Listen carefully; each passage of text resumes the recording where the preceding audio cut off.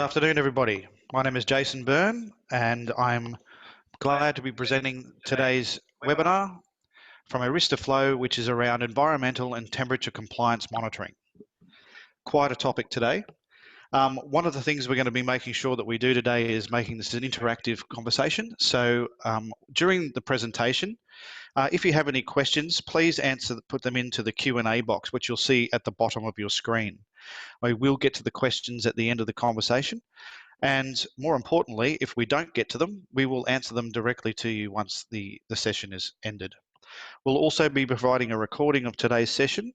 So if you want to gain a hold of that, we'll send it to you. And also, please feel free to pass it on to your colleagues. So today's agenda is we're going to talk a little bit about in technology and where we've come from. Then we'll move on to the history of AiRISTA Flow. And then we'll jump right into the issues around temperature monitoring. And from there, we'll go into some use cases. Then we'll look at the different types of technology and tags that are used with the tag overview. And then that'll obviously coincide with the software around UVS, which is AiRISTA Flow's Universal Visibility System platform. Then we'll jump into some other topics around the use cases in RTLS, and then finally with some Q&A at the end. So a little bit about in technology. We're founded in Perth in 1999, and for those that can add up, that's about 20 years ago. So we've been around a while, and for a number of years we've had offices in multiple countries. We're headquartered on the Gold Coast in Australia with offices in Sydney and Melbourne. And we have our Southeast Asia headquarters in Manila in the Philippines. We're approximately 33 staff across these locations. And we have a big focus, a massive focus, and have done for many, many years around wireless and Wi-Fi technology, specifically focusing in the areas of now of RTLS, BLE, and other things like wayfinding. And obviously the newer technologies which are coming through, like surgical scanning in instruments in healthcare, which is something else we'll be presenting on at another time. But one of the things that we've modeled ourselves on is being able to offer true value-added services and distribution. We're one of those organizations that are still the VAD, the value-added distributor, that come and help you, the partner, and your end customers deliver things like predictive and post-development Wi-Fi surveys. We also look at things around troubleshooting in Wi-Fi networks or wireless networks using a tool like 7Signal. We also provide installation and configuration, tender response documentation, business process mapping, all the different things that you can think of that you might not be able to offer due to your skill sets that we can help you deliver to your customers. And that's the value of in technology distribution. So without further ado, I'd like to introduce today's presenter, Mr. Armin Vardanian, who is our Chief Technology Officer for in technology distribution. And without further ado, I'll pass you on to Armin. Thank you very much, Jason. It's very informative. Certainly, if you've seen one of our other presentations, you'll have the information as well. And if you were to see the next section as well about AiRISTA as a company we're talking about today, as well as around who can solve the problems we're talking about in temperature monitoring. So AiRISTA's had a long history in location-based services as well as using different technologies. We're talking about passive RFID, GPS, and I'll be touching on a lot of these and how these interlink with the use case of temperature monitoring and other systems within a healthcare environment. AiRISTA has been around for quite some time, and we've got a lot of representation in different markets, and that's given us a lot of experience in terms of dealing with different kinds of workflows and building a solution which can identify those commonalities, but also have vertical specific services and functions and features. And the future is certainly bright. With the recent acquisition of the Ekahau RTLS solution, AiRISTA has merged together the hardware and the software, and the next release we're expecting to have full uniformly around the migration of the Ekahau assets into the UBS platform. And we'll be maintaining a lot of the tags, and we're talking about the tags temperature monitoring as well. So AiRISTA's always had temperature monitoring as part of its portfolio, and you'll see the depth and the experience throughout the presentation as well. Now, AiRISTA Flow is recognized in indoor location systems. We're a leading challenger according to Gartner, in the indoor location services space. And that's, when we talk about indoor location, we're talking about things that people often call RTLS, real-time location, or indoor positioning systems. But the key question here is, when you're looking at a vendor like for your location is, does that vendor supply the workflows that you need, such as temperature monitoring, but also other elements we're talking about at the end of the presentation, like staff safety, asset tracking, and all those elements. And AiRISTA Flow, being a vendor neutral solution, be able to work with all the different Wi-Fi vendors, really puts us well placed, and certainly Gartner agrees. Now let's talk about the topic for today, AiRISTA for temperature monitoring. What are the main issues around temperature monitoring? Now, I was talking with Jason just before the presentation, kind of summarizing it, and it's something I feel very strongly about. It's something that can certainly be far more automated than it is currently. And there's a lot of issues we have with temperature monitoring today. Obviously, that's why there's a lot of regulatory requirements, both Australian and international. But the key thing there is product waste and spoilage. The reason we have something in a fridge is because it can't be held too long outside of it. And so by having temperature changes or temperature faults, you can compromise patient safety significantly in lots of different areas. And we'll talk about those different use cases coming up in a second in more detail. Monitoring temperature, just the process of monitoring temperature right now is very time consuming. And as a result, because it's a very human driven action at the moment, it can also unfortunately be error prone, even to the best of people's intentions. For the current process, there's a balance here that's swayed far too much, I believe, towards managing something rather than doing it efficiently and effectively. Let's talk about a couple of key scenarios in healthcare around temperature monitoring. Let's take a look at pharmacies as an example. Now, pharmacies have lots of different temperature things. They have vaccines, they have medication, they have other things that need to be refrigerated or things that need to be kept cool. And certainly in Australia's harsh environments, outdoor temperatures, when it reaches 40 degrees outside, you don't want your medication to be getting hotter than it needs to be. And certainly, vaccines have also other requirements as well, which lead into some of the other technologies AiRISTA actually has solutions for around chain of custody, as well as automatic recording. So the need to have automatic recording and the need to automate a lot of this stuff is critical to pharmacies, because I know I've been to a lot of pharmacies in my work, and they tend not to be as, sometimes they're very busy, but a lot of the times they're not. But fridges, fundamentally, these medications, they're always there. They're there 24/7. And so you want something that's monitoring with that level of frequency. Obviously, a lot of automation is really positive, but to a certain point, someone needs to be around to close the door or to find out why there's been a sudden rise or drop in temperature in the pharmacy environment. So you still need a human at the very end of this process. So staff notification and immediate staff response is a major driver. If you have no one in your pharmacy and a fridge fails, who are you going to tell? Who are you going to call? Is it the head of nurses? Is it the head of pharmacy that's floated around the facility? Or is it security or other people that need to be involved? Because you can't, pharmacies are often very restricted areas where not everybody is able to or allowed to enter. Another example here is food services. Obviously, the key challenge with food services is it's a high traffic environment. Every day there's fresh food coming in. Every day there's dairy products coming in. There's obviously managing the cycle there, and there's obviously lots of labeling processes, lots of activity. If you have a box that's been left in the back of the fridge, you probably want to know about it. So it's not just monitoring the temperature of the unit, it's also monitoring the temperature of the items as they transition through the food processing stages.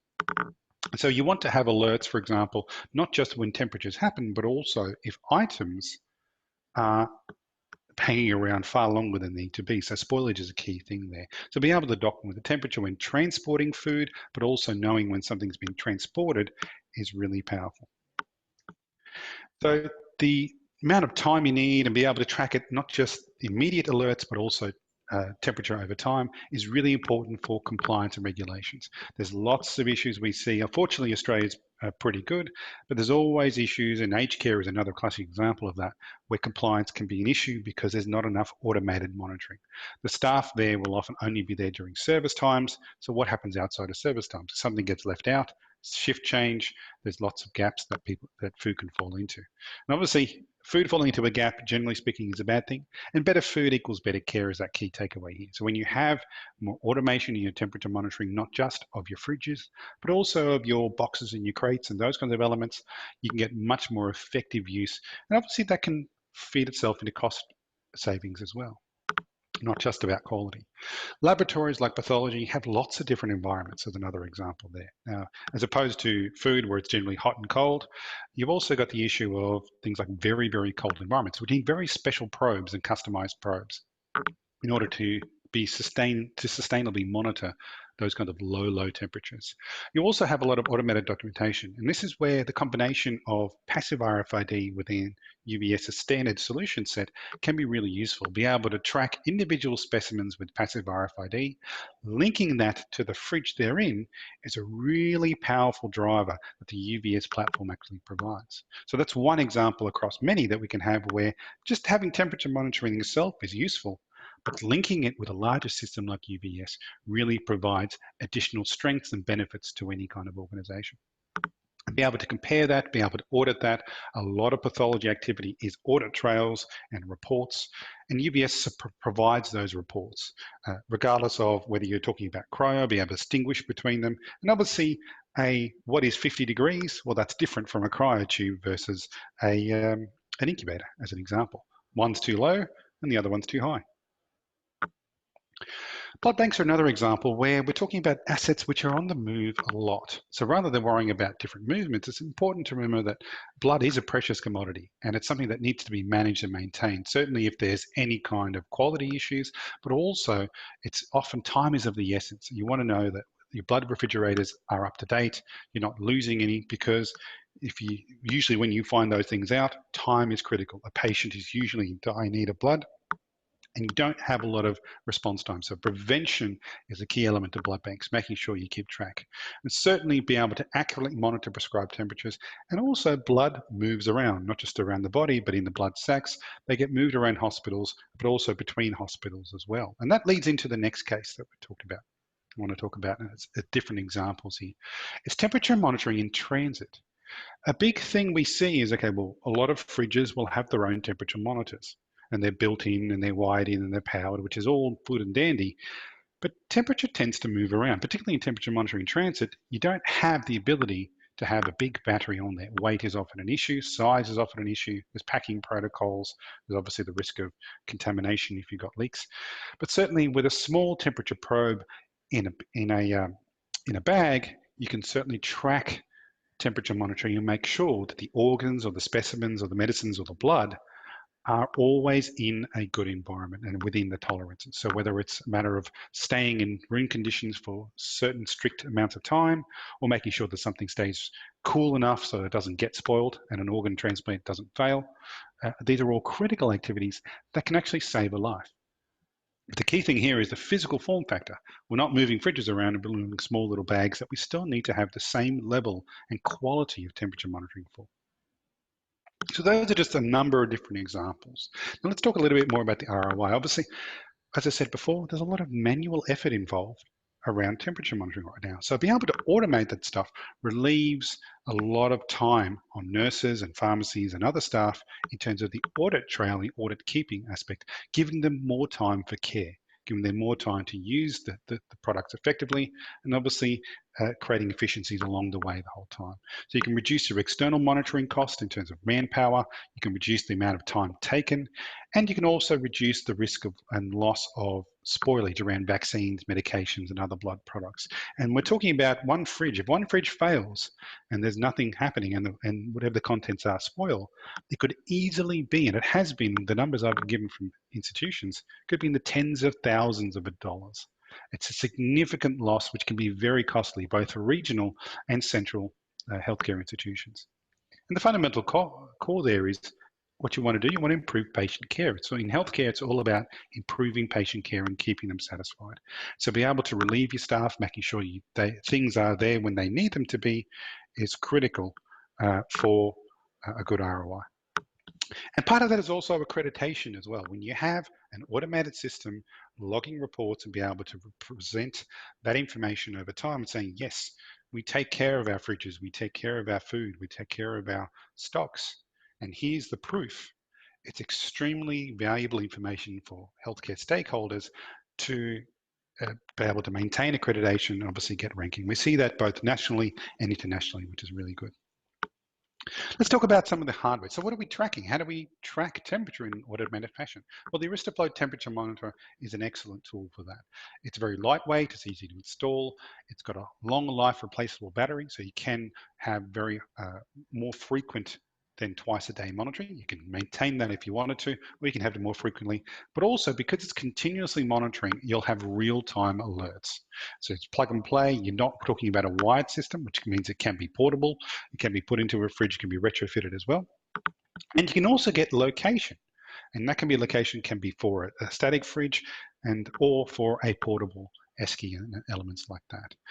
With the different kinds of probes, this is one example of a metal probe which can be used with glycol. There's also external ones which are available with silica or other kinds of buffering options as well. So there's lots of different configuration. You can see there with the different prongs. It's very easy to install and very effective for that purpose.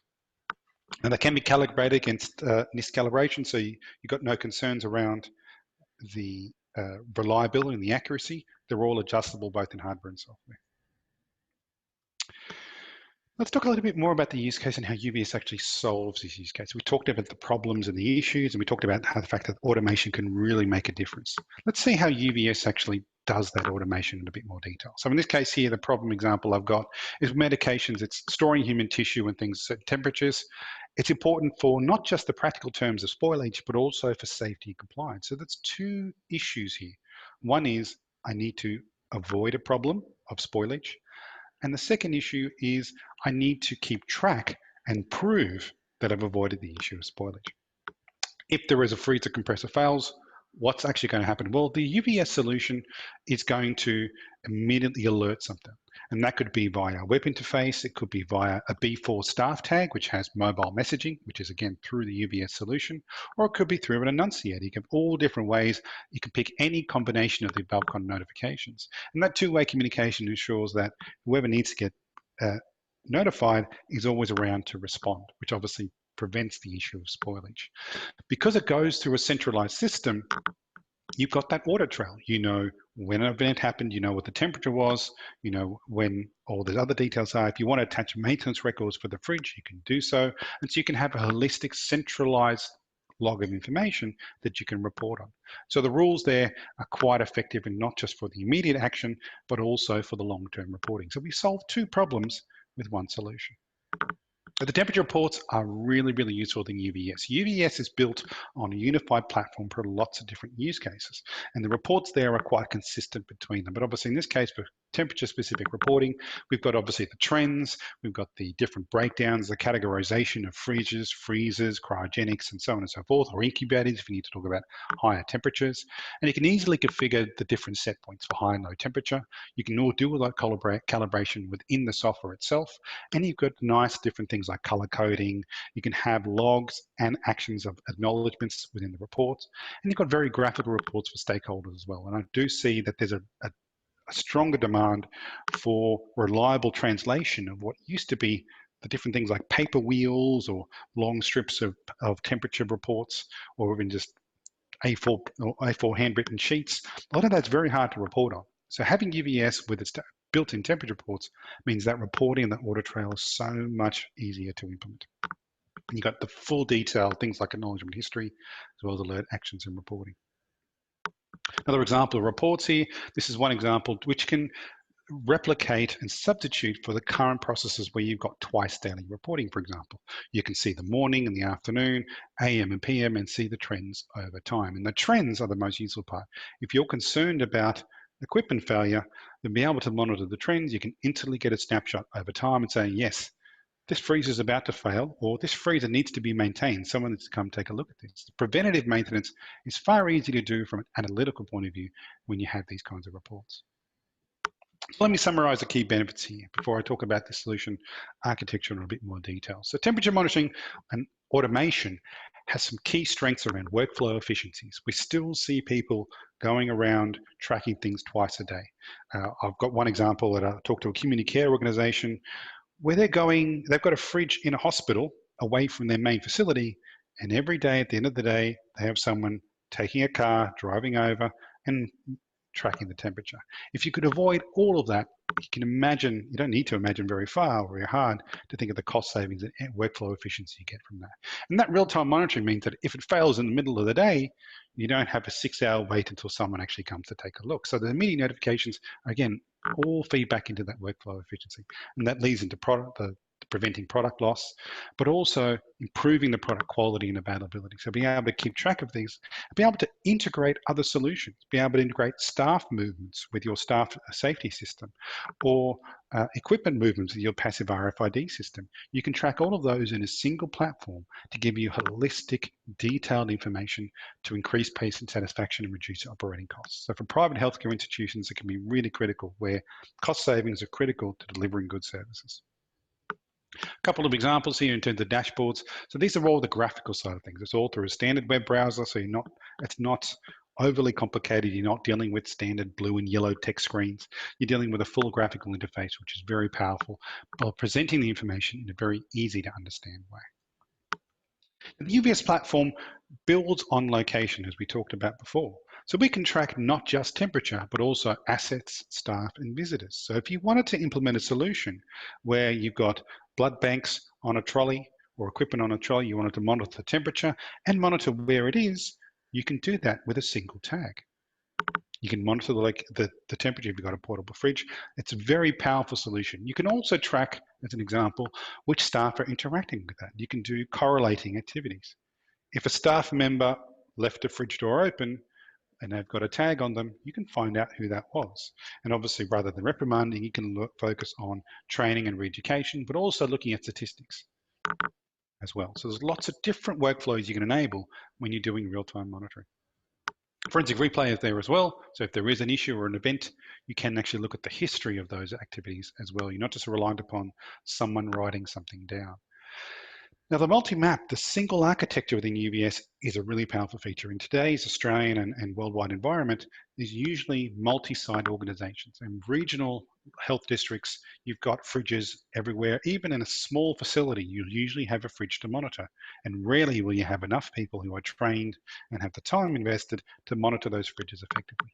So to be able to see a holistic view across an organisation, what's happening with the temperature, as well as all your other assets, is a really powerful workflow tool. The dashboard really illustrates that as well. Now, the UVS platform is an enterprise-grade platform to deliver all of these solutions and to deliver all this kind of automation. So we're talking about, as I said before, friendly web interface, data mining capabilities built into the product itself. You can also do ad hoc reporting and real-time notifications through a single platform, and you can add true business intelligence. So you can build this in to your workflows. A lot of the temperature workflows we find are actually managed by non-technical departments. Infection control, pharmacy, those kinds of elements are all heavily driven by medical trends and less driven by technology. So you want a platform that can mask the technical complexities and deliver a solution that works for those kinds of workflows. Obviously, the real-time interactivity. I talked about other technologies. When you have a solution built on UVS, it's very easy to expand. If you want to start with temperature monitoring, you want to start with asset tracking, adding a companion solution is very, very easy. It can work over Wi-Fi, it can work over BLE. You can also integrate other solutions like passive RFID into the larger system if you wanted to, as well as obviously with sensors, not just temperature, but also humidity can be used as well. And we can provide that temperature monitoring, the asset tracking, depending on the quality of a network. You can have just temperature monitoring, or if you wanted good location, you can do it down to a room level if you wanted to. So the UVS solution is highly flexible and to be able to get both high level and very detailed analytical information. And you can combine that with things like hand hygiene or other solutions around patient safety. Wireless temperature monitoring obviously is what we've got today, but also staff safety, which is often a critical application. But be able to leverage your staff safety solution, which has got two-way messaging, like the B4 tag you can see in the bottom down there, and combine that very easily with your temperature monitoring. If you've got a staff safety solution on Wi-Fi using UVS, you've got a platform you can just add tags to deliver temperature monitoring very effectively. So the unified visibility solution is truly unified and blends all the different technologies together. Now, I won't go too much into technology, but certainly to do temperature monitoring, all you really need is a Wi-Fi network having enough coverage. Obviously, the fact that there's two parts to a temperature tag means the probe goes on the inside and the tag goes on the outside. And you can stick a tag very easily into a pouch or have double-sided sticky tape or various other mechanisms of strapping a tag to a fridge while maintaining temperature and quality control. You can do that across very wide environments. So that's kind of the end of the main section here. There's other use cases I talked about before I'll briefly touch on, and we'll go into Q&A. Obviously, I mentioned staff safety. It can be a real issue there, but certainly having the same staff system for messaging, be able to replace enunciators and emails, it's very rare for staff to be at their desk in practice. They're all very quite busy. To be able to deliver a staff safety use case as well as a temperature use case is quite useful. Same goes for asset tracking. So when you have trolleys with frozen goods on them or cold goods, food storage trolleys and those kinds of elements, you want to make sure that they're being kept in appropriate locations for hygiene as well, not just for temperature control. And hand hygiene compliance, another element where you can use the same tags, the same infrastructure to deliver a very efficient workflow optimization process. So obviously it comes back to hygiene and patient care as well. I'm just going to skip over a couple of these. Wandering patient management is another example here. There's a topic of our next presentations. So we'll be talking about that as well. And certainly be able to take care of patients, not just what they eat, but where they are, is a key thing that the UVS platform can provide. So let's take a look. I'll hand it back to Jason and he can review the questions that we've had so far. Thank you, Armin. Very comprehensive. So there's been a few questions that have come in during the session, actually quite a few. So I'm going to start with, I'll pick one out. Tag types. Can you run through the different types of tags that are used in the temperature monitoring? And that also ties into another one around NIST. What does that mean? So when we talk about NIST calibration, I'll just bring up the slide here. Just getting past. So the temperature tags, there's a number of different tag types. We can track both temperature and humidity and AiRISTA has both tags there. And there's different probes that we can attach. So while the little black unit there you can see there is going to be the same for all the T4 temperature tags, the uniformity there in terms of installation and management, the probes that be connected, and that's the fork-like prong there, can be changed to meet the requirements. And so we can have a short probe, a long probe, one which has silica already built into it. Obviously, we can do humidity as well. AiRISTA also provides temperature tags with internal temperature sensors as well. So where there's a very small space where you don't have the ability to run wires, for example, in that Esky is a classic example, you can put a tag directly into a cold environment and monitor the ambient temperature directly, which is quite useful as well. So it's quite a variety of different tags there. Thanks, Simon. That also ties into what is the glycol and silica bottles? What do they do in this relation? So when you're talking about temperature monitoring, the biggest challenge we have in terms of accuracy is fluctuations. When you open a fridge door, there's a rush of cold air coming out and a rush of hot air coming in, and that can immediately change the air temperature of a fridge or a cold environment. But generally that doesn't automatically and immediately change the temperature of the items in it. So having a buffer solution, which is usually glycol, which is a liquid, or silica, which is a solid, can be used to prevent a lot of false alerts around temperature monitoring. So if you open a door, you only really want to care not just whether they've left the door open, but more importantly, whether the temperature has fundamentally changed in that cold space. And so having those kinds of glycol silica options, be able to put something in there is really useful for managing false positives and false alerts. Great, thank you. Next question is still on around the tags. What temperature range do they run through? So there's a number of different probes that are available. It's possible to go down to the low hundreds, negative hundreds, I should say, in terms of centigrade, as well as going up to about 150 degrees centigrade. So we can cover both very hot and very cold environments. Now, I wouldn't recommend using the same probe for that, but certainly in terms of the probe range, there's a wide range, and we've got specific probes, and that's why there's a connector there to be able to select the probe that meets your purpose quite well. We also have internal probes as well. One of the earlier questions that was, why is location important considering that fridges are mostly staying in one place? Now you might think fridges stay in one place, but obviously the items that are inside don't. And there are a lot of fridges that actually get moved around. I see many fridges that are either going for maintenance or repairs or get moved around as hospitals actually get moved around as well, because it'd be hard to actually keep track of them. They're very large assets, but they are still on wheels.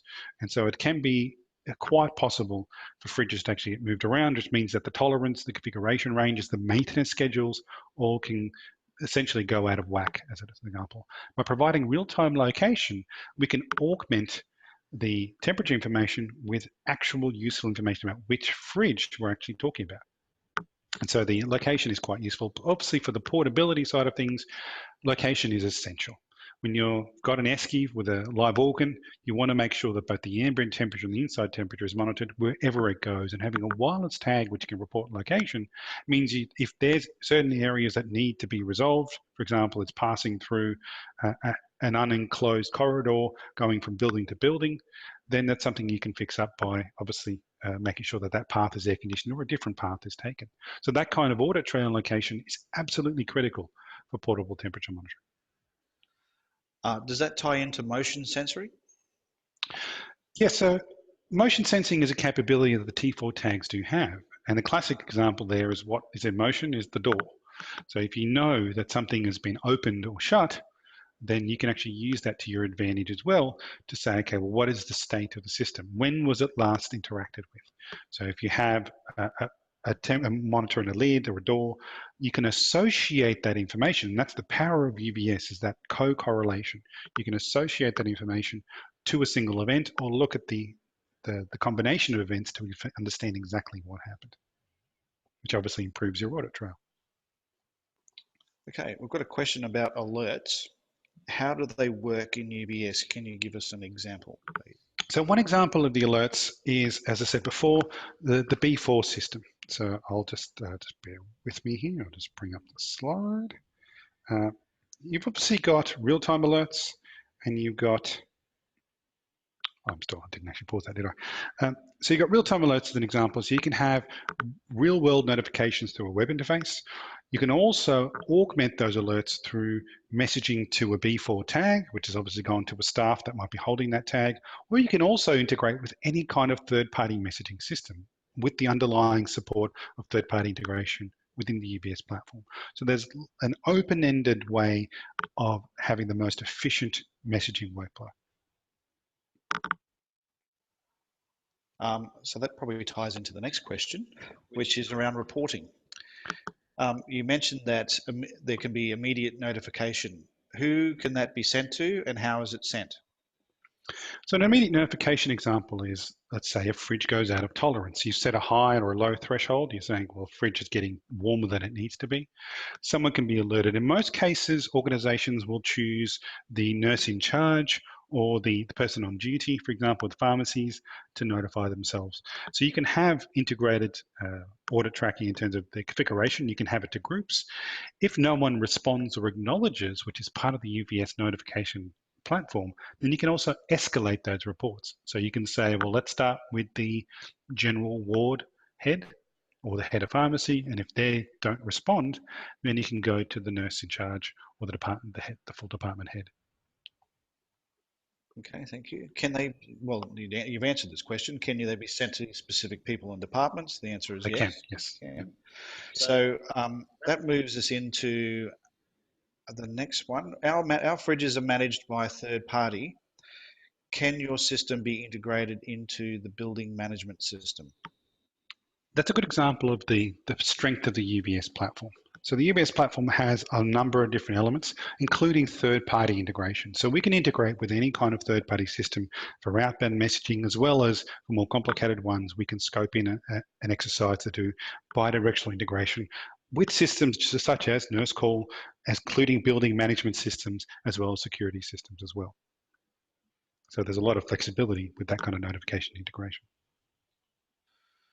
Fantastic. Well, that's pretty much all the questions. I think we've just about done a wrap for the day.